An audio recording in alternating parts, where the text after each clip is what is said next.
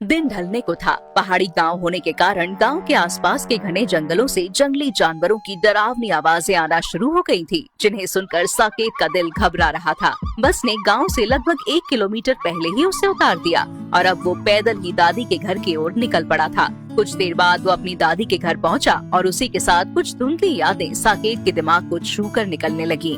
सामने एक पुराने जमाने का लकड़ी की कड़ी वाला दरवाजा दिखाई दे रहा था, जिसका नीला पेंट छूटकर पपड़ी बन चुका था। साकेत ने दरवाजे की कड़ी को कई बार बजाया, लेकिन किसी ने दरवाजा ही नहीं खोला।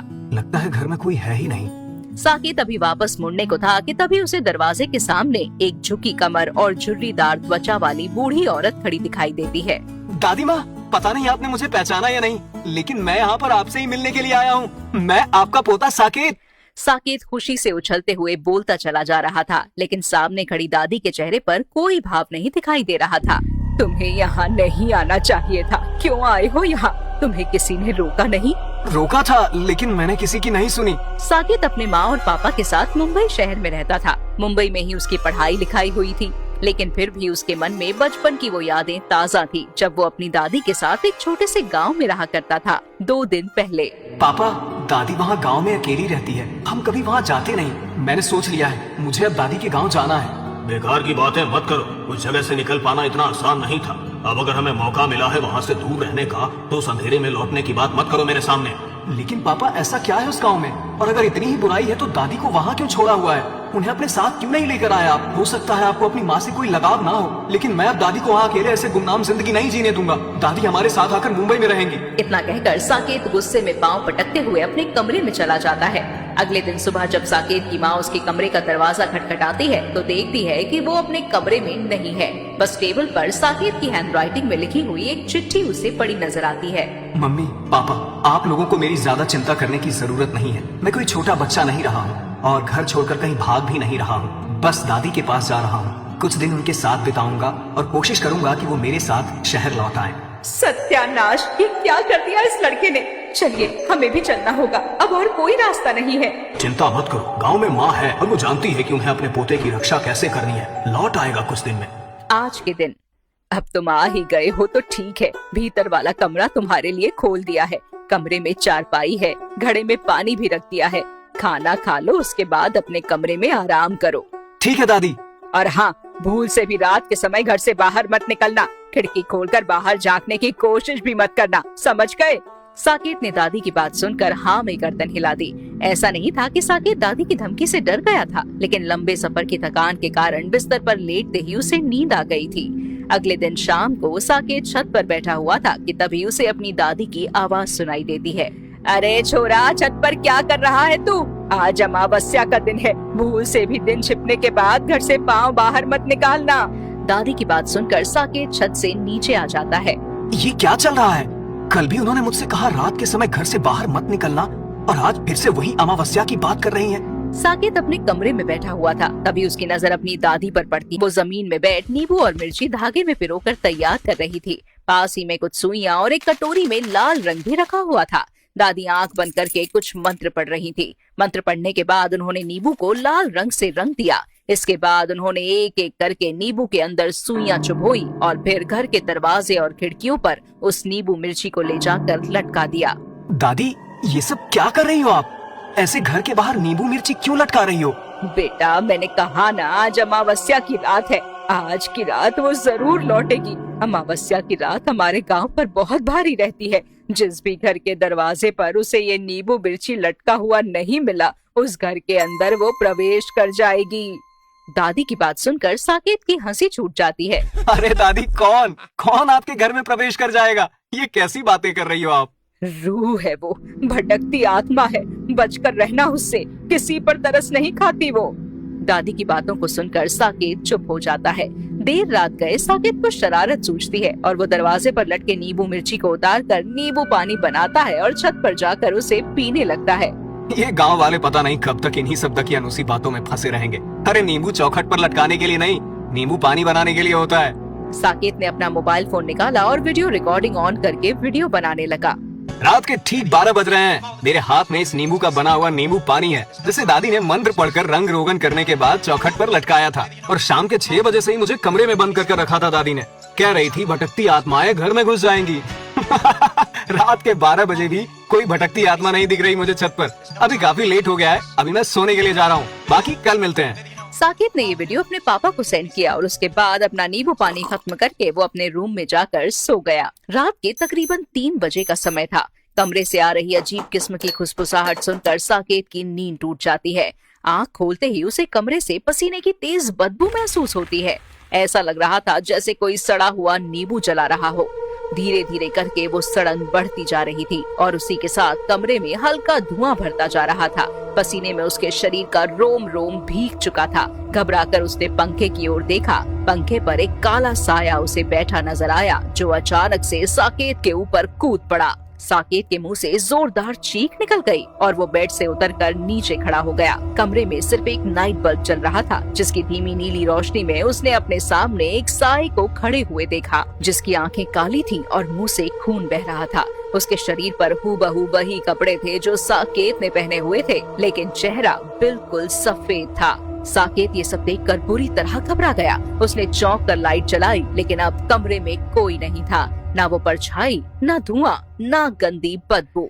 किसी तरह सुबह के 4 बजे और गांव में लोगों की चहल पहल शुरू हो गई। आंगन में दादी के झाड़ू बुहारने की आवाज सुनकर साकेत अपने कमरे से निकलकर बाहर आंगन की तरफ आ जाता है। सब ठीक है ना बेटा? तू ऐसा परेशान सा क्यों नजर आ रहा है? दादी की बात के जवाब में साकेत के चेहरे की हवाइयां सी उड़ जाती हैं और वो घबराकर दरवाजे की चौखट की ओर देखने लगता है। दादी भी मुड़कर चौखट की तरफ देखती है तो उसके होश उड़ जाते हैं। चौखट पर लटकी हुई नींबू मिर्ची अपनी जगह से गायब थी। हे भगवान, ये क्या अनर्थ हो गया? मैंने तो शाम को ही नींबू मिर्ची लटका दी थी, कहाँ चली गई? इसका मतलब उसे घर में घुसने का रास्ता मिल गया।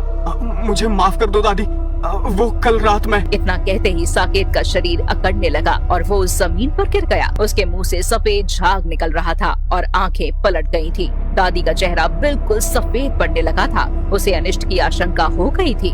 दादी दौड़कर मंदिर की तरफ जाती है और मंदिर से लाकर रक्षा सूत्र उसके हाथों में बांधकर मन ही मन कुछ मंत्र पढ़ने लगती है। कुछ देर बाद साकेत को होश आ गया था, लेकिन उसकी आंखें सामान्य नजर नहीं आ रही थी। उसकी आंखें बिल्कुल लाल थीं, जैसे आंखों में खून उतर आया हो। दादी साकेत को उसके कमरे में ले जाकर दरवाजा बाहर से बंद कर देती है। हर गुजरते पल के साथ साकेत की हालत खराब होती जा रही थी। कभी वो जोर जोर से हंसता तो कभी दीवार में सर मार मार कर बुरी तरह से रोने लगता। कभी अपने सर के बाल नोचता तो कभी दरवाजा खुलवाने के लिए जोर जोर से उसे पीटना शुरू कर देता। दूसरी ओर जिस बात का डर था वही हुआ। साकेत बहुत बड़ी मुसीबत में फंस गया है। हमें इसी वक्त गांव जाना होगा। क्या हुआ जी? ऐसी बातें क्यों कर रहे हैं आप? साकेत के पापा उसकी माँ को वही वीडियो दिखाते हैं जो साकेत ने पिछली रात रिकॉर्ड किया था। हे भगवान, इस वीडियो में तो साकेत के पीछे कई सारी काली परछाइयां दिखाई दे रही हैं। इसका मतलब जो गांव के बारे में कहा जाता है वो सब बिल्कुल सच है। ये क्या अनर्थ कर दिया साकेत ने? मेरा बच्चा ठीक तो होगा ना? साकेत के मम्मी पापा गांव के लिए निकल जाते हैं और उधर गांव में साकेत की हालत बहुत बिगड़ती जा रही थी। ये बुढ़िया, खोल दे दरवाजा, वरना ले जाऊंगी इसे अपने साथ। खोल दे बुढ़िया। दादी, मुझे बचा लो मुझे दादी। कहते हैं अपनी करनी का फल आदमी को भोगना ही पड़ता है। मैंने सालों पहले अपने बेटा, बहू और पोते को यहाँ से भेजकर सोचा था कि शायद इस लड़ाई में मैं जीत गई, लेकिन मैं गलत थी। मुझे बाबा के पास जाना होगा। अब आगे का उपाय वही बता सकते हैं, वरना मैं अपने पोते को खो दूंगी। लेकिन साकेत को अकेला छोड़कर कैसे जाऊं? कुछ समझ में नहीं आता। तभी दादी को अपने दरवाजे के बाहर एक गाड़ी के रुकने की आवाज आती है और साकेत के माँ पापा गाड़ी से निकलकर घर के अंदर आते हैं।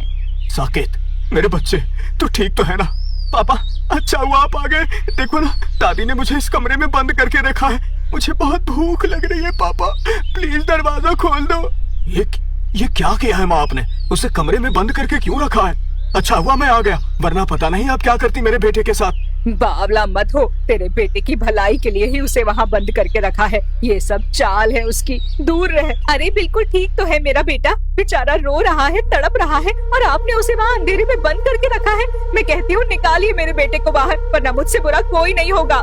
रुक जाओ, अभी सब समझ जाओगे। नहीं खोलूंगी, ऐसे ही कैद करके रखूंगी तुझे। कितनी देर कैद रखेगी मुझे? बस कुछ घंटे। आज रात को ले जाऊंगी अपने साथ। समझ गए तुम दोनों, अभी तुम यहीं रुको। चाहे वो कितनी भी कोशिश करे, दरवाजा मत खोलना। मैं तांत्रिक बाबा के पास जाकर कुछ उपाय पूछ कर आती हूँ। दादी तांत्रिक के यहाँ जाकर उसे सारी बातें बताती है। वो ऐसे नहीं लौटेगी, उसे एक बलि चाहिए। बलि लिए बिना वो तेरे पोते के शरीर को नहीं छोड़ेगी। दादी तांत्रिक को अपने घर ले आई। दिन ढलने लगा था। साकेत पर उस आत्मा की ताकत भी बढ़ती जा रही थी। दादी दरवाजा खोलती है और उसी के साथ बाबा साकेत के पिता और माँ मिलकर उसे एक कुर्सी से बांध देते हैं। बाबा ने हवन शुरू कर दिया था। पूरी रात बाबा तंत्र बल से हवन कुंड में नींबू, मिर्ची और नारियल की आहुति देकर मंत्र पढ़ते रहते हैं। हर आहुति के साथ साकेत जोर जोर से चिल्ला रहा था। उसकी बिगड़ती हालत देखकर उसकी माँ और पापा के हाथ पांव फूल रहे थे। सुबह की पहली किरण पड़ते ही बाबा ने अपना अंतिम मंत्र पढ़ा और उसी के साथ साकेत और उसकी दादी दोनों बेहोश होकर जमीन पर गिर पड़े। साकेत के माँ और पिता ये देखकर घबरा जाते हैं और पानी के छींटे मारकर दोनों को होश में लाने की कोशिश करते हैं।